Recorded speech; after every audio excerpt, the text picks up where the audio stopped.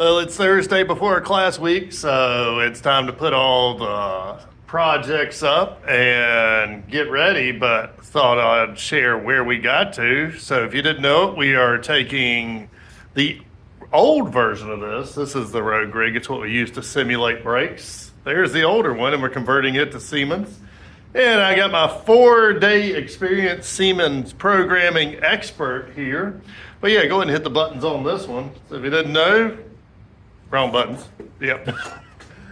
You hit the buttons, got a little servo valve opens up, blows the ball, does a PID, adjusts values, thumbs down, and yeah, that'll simulate a good amount of processes. And so yeah, he's been working on converting this one.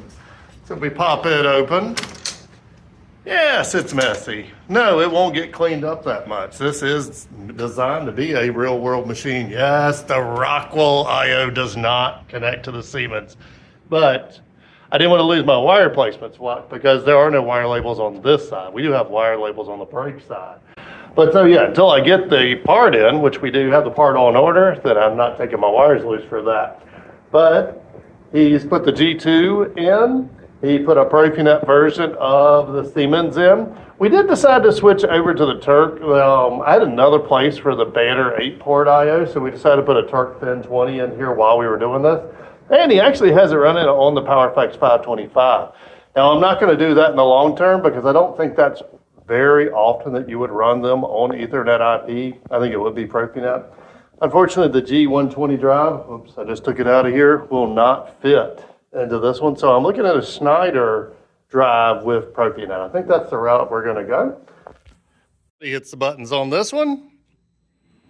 Valve opens up. Ball goes up. Now he doesn't have the PID working yet. He hasn't quite figured out what does PID even stand for?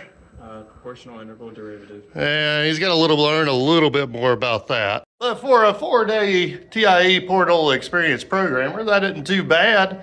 And and there's where, and I tell you all the time, and that's part of what this one will be about, is learn one brand and learn it in depth, and you can transfer that knowledge to any other brand. And I think he's shown that really well in this. Now, this side, we still got some work to do. If you didn't know it, this is the brake panel, which buried in there is a Micro 850 PLC, and it will keep that Micro 850 PLC. So there will be some AB to Siemens integration in it. But yeah, good job. And yeah, we got to get set up for next week's class now.